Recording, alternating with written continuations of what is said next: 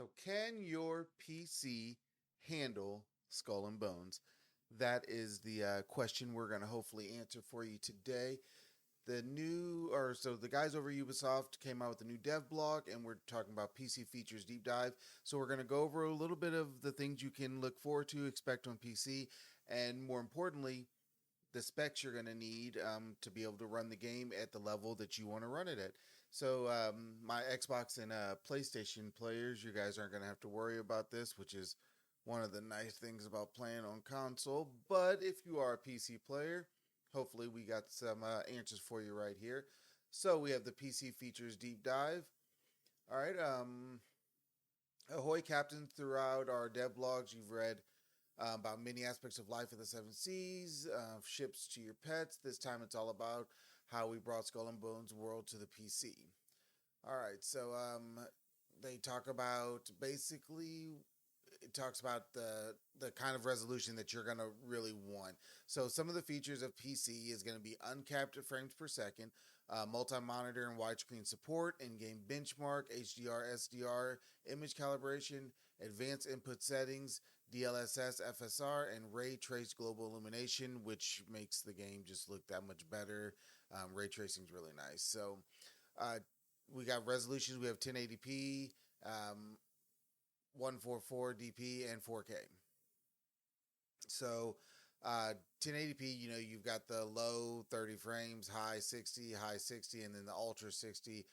But there's, like I said, it's uncapped, frames per second also. All right, so CPU, you're going to want Intel Core i7, Ryzen 5, 80, 4790 for 1080p, 8700 for high, 9700, 5600 Ryzen for the high 60 frames per minute, and then the Intel Core i5 11600K and Ryzen 5 5600X for the 4K. GPU, you either got GeForce or Radeon, so 1060 and 570 on the Radeon for the 1080p. And then you can see the GeForce 2070 for 1080p on high, Radeon 5700. And then we go 3070 and 6800. And then for the 4K, they want the GeForce RTX 3080 and the Radeon RX 6800 XT. RAM, they're going to want 8 gigabytes RAM, dual channel, Windows 10, which is pretty, of course, you're going to run dual channel. And then for all the rest of them, 16 gigs, dual channel, Windows 10 or Windows 11. And storage, 65 gigs SSD.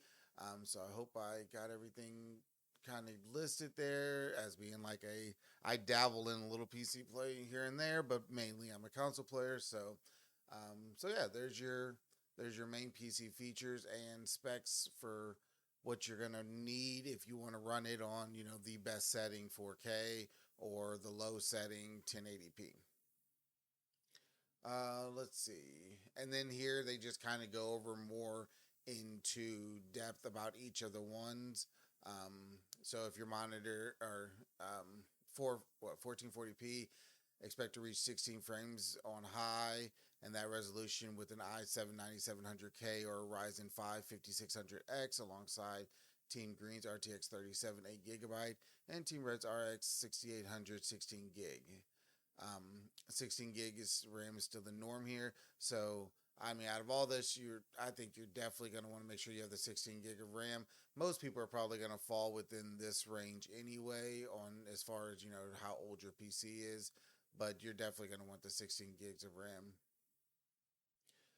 All right, so 4K HDR, and they say Skull and Bones has plenty of beautiful vistas and gulfs with high tides for you to discover. Provided you have the necessary hardware, you can experience it in 4K with full high dynamic range support.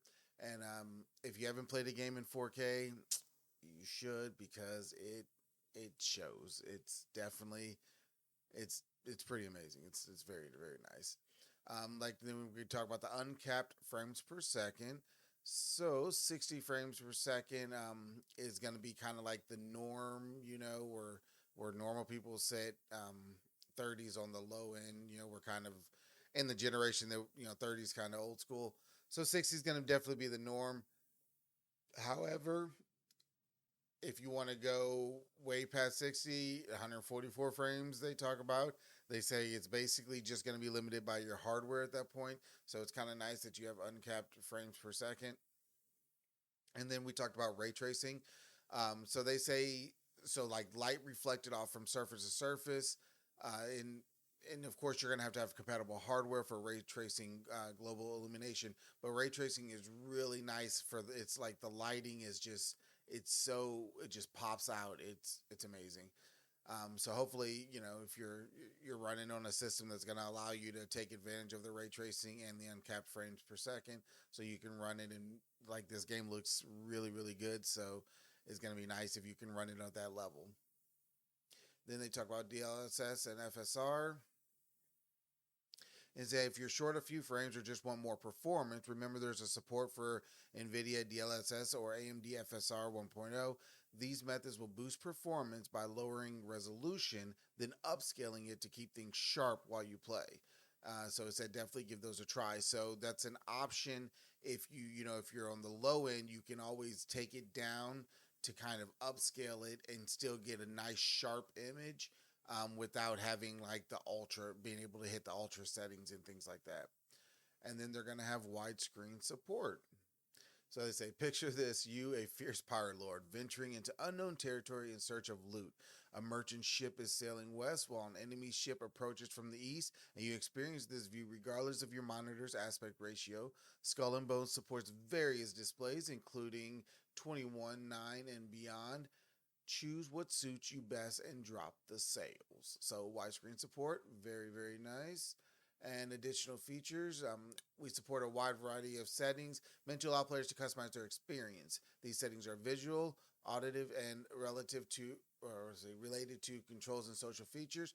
On PC, we offer fully remappable keys, which is nice, as well as full controller support, which is the only thing that would get me to play on PC, including the ability to swap the left and right sticks, which is awesome, and remap buttons, which is necessary, customize aim assist, and more. There's also a field of view slider. Thank you, games that are putting in FOV sliders.